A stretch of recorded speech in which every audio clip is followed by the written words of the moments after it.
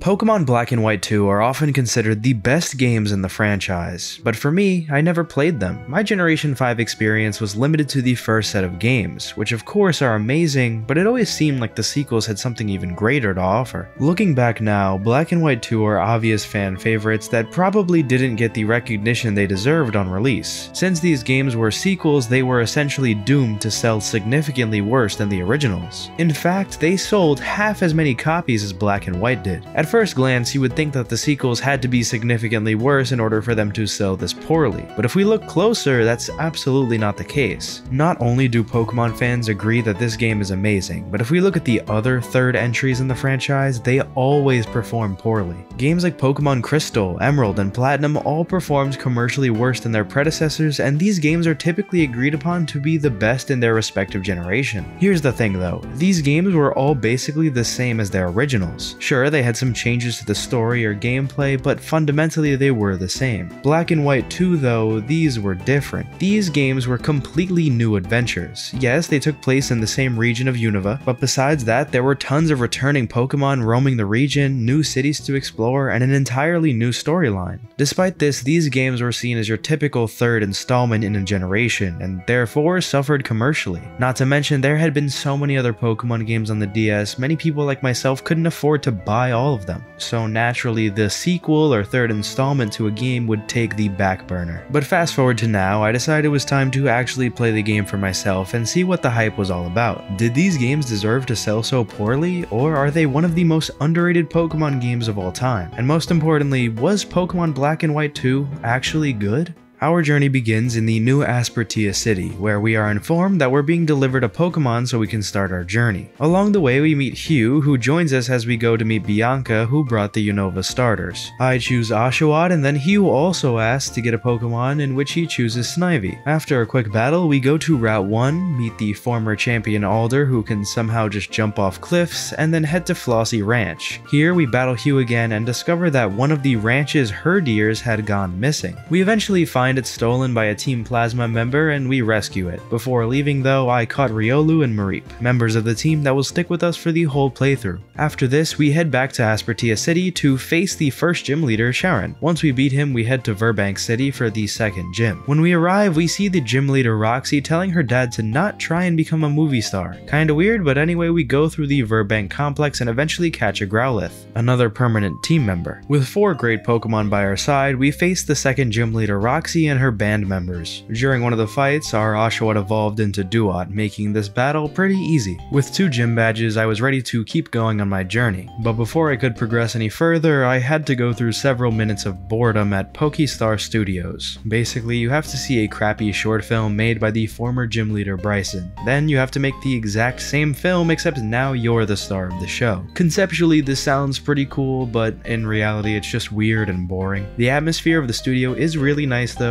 but once we're done being a movie star, we have to take down more Team Plasma grunts causing trouble. After defeating them, we can finally go to the mainland of the Unova region by taking a boat to Castelia City. There isn't much new here at first glance, however there are a couple of cool places you can see. First of all, you can check out the Liberty Garden, which I'm pretty sure was an event exclusive place in Black and White. Next, there's actually a completely new location here, being the Castelia Sewers. Here there are a bunch of Team Plasma grunts being evil, and we also encounter a mysterious Team Plasma scientist named Colress. Besides that though, I decided to catch an Eevee here, which I wanted to eventually evolve into an Umbreon. Oh, and I forgot to mention, we evolved our Mareep into Flaffy and Riolu into Lucario. With this done, I faced the third gym leader, Berg, whose gym has been completely overhauled into this cool futuristic design. Once I beat him, I went up through Route 4 where I encountered Colress again, next to a bunch of Crustle. After mysteriously making them all move, he challenges us to a battle. After we beat him, we explore the route a bit more until going through Joint Avenue to Nimbasa City. Upon arrival, we meet the boy protagonist who asks us to fight these subway bosses with him. Before we challenge the next gym here though, I went to the desert resort to train up my team. And finally, when we're strong enough, I visited the old gym from Black and White. There was only a couple trainers here, but I still think it was cool that we were able to visit the old gym even though there is a completely new one. Also, I decided to ride the Ferris wheel because, hey, why not? But after doing that, we finally challenge Elisa. This time her gym is completely different and it's fused with a fashion show venue. It's really cool too because the gym battles are actually fused with the show and there's a crowd watching you. But after getting the 4th gym badge, we continue to explore Nimbasa City's huge sports stadiums, but not before we have to clear out some Team Plasma grunts causing problems. Here we also learn more about Hugh and why he even wanted to become a trainer. His goal is to save his little sister's purloin that was stolen 5 years ago by Team Plasma. With this in mind, we keep pushing forward through the Driftvale drawbridge and into Driftvale City. The first thing we see here is an old Team Plasma member in an argument with a current member. Apparently the group divided into 2 different groups after the events of the first game, with one being supporters of N and the other supporters of Getsus. We even go to meet some of the former members in a house along with N's childhood friends. Once we finished up with them, we head to the Driftvale City gym, and yes, it was also changed from the first game. But we make it through and defeat Clay for the 5th gym badge. Once we won though, Clay decided to show us a brand new area in the region, the Pokemon World Tournament. Basically, this is a competitive Pokemon tournament held within the region that is a significant part of the post-game. We do participate in a sort of introductory tournament, but in terms of fully discussing this place, that's for a whole different video about the post-game. Before moving on to the next area though, we meet Team Plasma once again, who seems to be running their base out of a huge ship. We aren't able to take them down though, because we're taken away by the Shadow Triad. With no other reason to stay here, I move on to the next route and the Chargestone Cave, where we evolved our Eevee into an Umbreon. At the end of the cave is Mistralton City, where our next gym badge is. Upon arrival, we meet Professor Juniper, who gives us a Master Ball, and Skyla, the gym leader. Before challenging her, I quickly went ahead to train on the next route and in the Celestial Tower. While we were here, we finally evolved our Flaffy into Ampharos. With this, I was ready to take on Skyla's gym and get the 6th gym badge. Now here's where things get a little cool though. So up to this point, our route through Unova has been pretty scrambled. We skipped the first few cities of the original and instead started across in Aspertia. However, we eventually ended up in Castelia City, where we've been following the traditional path of the region. But now we're taking a plane across the region to Lentimus Town. There honestly isn't much to do here though, so I moved on through Reversal Mountain, where Duat evolved into Samurott. In the mountain, we escort Bianca through and see the location of Heatran, although it isn't here right now. After making it through, I remember that there was actually a place I ignored earlier right before the mountain. This strange house had first reminded me instantly of the old chateau from Gen 4, and it was actually really creepy. Things seemingly teleported and changed every time I went through the doors, and at the end of the house I encountered some ghost girl that gave me a lunar wing. I remembered at this point that in the original games there was a girl on a bridge who randomly disappeared, so I guess this is her. After leaving this place, I also decided to catch a Vibrava so I could eventually get a Flygon. Now our team is technically complete, we just had to finish up some evolutions. With that done, we can now head through Undella Town and northward to Lacunosa Town. There aren't any gyms here or anything, but the town has a lot of lore that was interesting to learn from the NPCs. Right after Lacunosa is the Village Bridge, which also doesn't have much besides charm. The song that plays in the background actually develops depending on if you speak to certain NPCs. These are musicians scattered throughout the town, and honestly it was really nice going through and adding them all to the song. The Village Bridge has so much character, and I could never imagine Pokemon ever doing something like this again. But now it's time to head into Opalucid City to challenge the 7th gym leader Drayden's Dragon types. This battle would only be the beginning of the challenges though, because Team Plasma suddenly appears in a flying ship and freezes the entire city. The reason they did this was to find the DNA splicers hidden by Drayden. These things are really important because they have something to do with the legendary Pokemon Kyurem, which Team Plasma is trying to awaken. Before taking them out though, we finally evolve Growlithe into Arcanine since it has the correct moveset now. Despite our best efforts, Team Plasma manages to steal the DNA splicers and escape.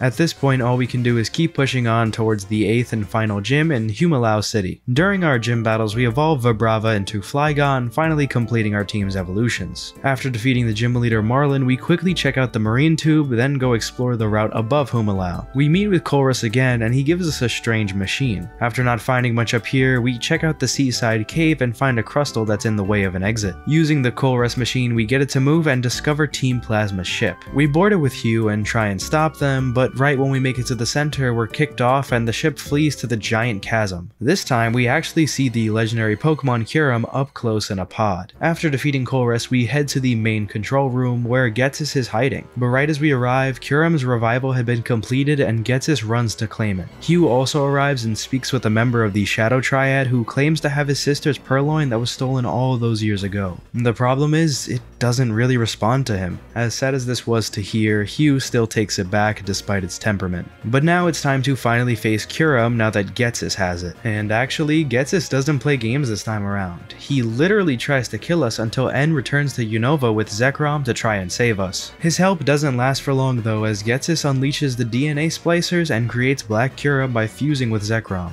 We easily take it down though, but that was only a warm-up because it's time to fight Ghetsis. Considering he was the final battle in the last game, it makes sense that he has a great team. Fortunately for us though, ours is just better and we defeat him. After the battle, N tries to convince Ghetsis to change his ways, but he's just too far gone and is taken away by a member of the Shadow Triad. At this point, Team Plasma is as good as disbanded and N flies away. Hugh comes in and tells us that he's pretty much done with his journey now that he rescued Purloin, but we still have work to do. Now that we have all 8 gym badges and Team Plasma defeated, it's time to head for Victory Road. This version of Victory Road is certainly one of my favorites, with it taking place throughout a huge mountain. Technically it is the same as last game, but it's a lot more detailed besides just a huge cliffside. But once we get past all that, we're finally here. Since we have the luxury to choose our first opponent, I picked Grimsley because I felt like we had a strong advantage against him. Our Lucario was easily able to handle the Leopard, and our Samurott destroyed the Crocodile. We send Lucario back out to handle the last 2 Pokemon with his fighting type advantage, and we easily beat Grimsley. Next, I wanted to fight Caitlyn.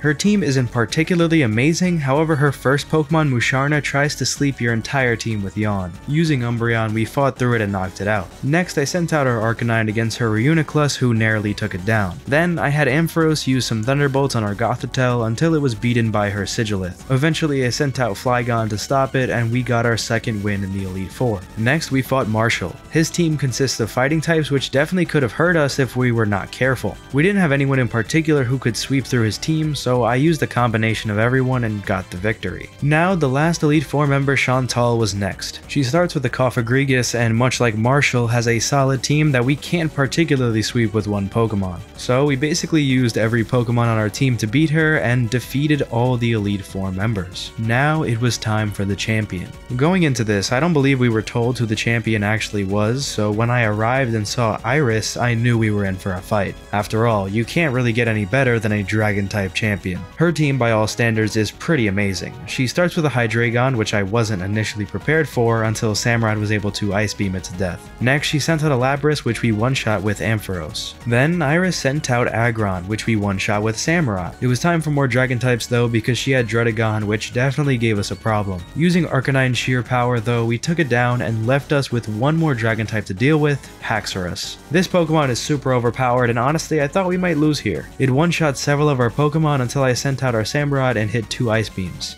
Down to her last Pokemon, Iris sent out Archops, which gave me huge issues. Fortunately though, we sent out Ampharos to get us the victory, and now we are champions. I know throughout this video I probably didn't sound too excited about a lot of the places in this game, and that's mostly because I had a much more authentic reaction in my video about the original games. That being said, Pokemon Black and White 2 had all that great stuff and more. And of course, I didn't even go through the post-game yet, something worthy of its own video. If we're talking about the main adventure alone though, I genuinely might go ahead and say it. Pokemon Black and White 2 isn't just good. It could be the best Pokemon game I've ever played. Besides the absolutely insane regional decks it has, allowing for incredible teams, it gave us an interesting story following the events of the previous game. By recognizing that the player has probably played through the originals, it allowed for deeper exploration into certain characters and places in the game. The fact that you can't enter some routes because they're under construction, or that some places have been rebuilt and modernized really adds to the immersion. Even the NPCs themselves feel genuine throughout the adventure. Typically, Pokemon games will pick and choose who they want to have as important characters, they'll delve into the rivals, the evil teams, and the champion, but in Black and White 2, it feels like everyone has an important story to tell. Obviously, characters like your rival have a deep purpose as to why they want to be a trainer, but besides that, anytime you visit certain towns, there's an established culture that we're stepping into. Even if it's something as simple as a town being influenced by its climate, it still feels real. This is a feeling I haven't gotten in almost any Pokemon game after this, so it's safe to say there was something special with this game. Personally, I feel like if this game had better marketing beyond it just being a sequel, it would have sold so much better. Because realistically, this is so much more than a sequel or a third version. Pokemon Black and White 2 offers its own adventure, both connected yet separate from its predecessors. You don't need to play the originals to enjoy this game, but if you did, it enhances the experience so much. If you've been on the fence about trying Black and White 2, or even the first games for that matter, please give them a try. You won't regret it.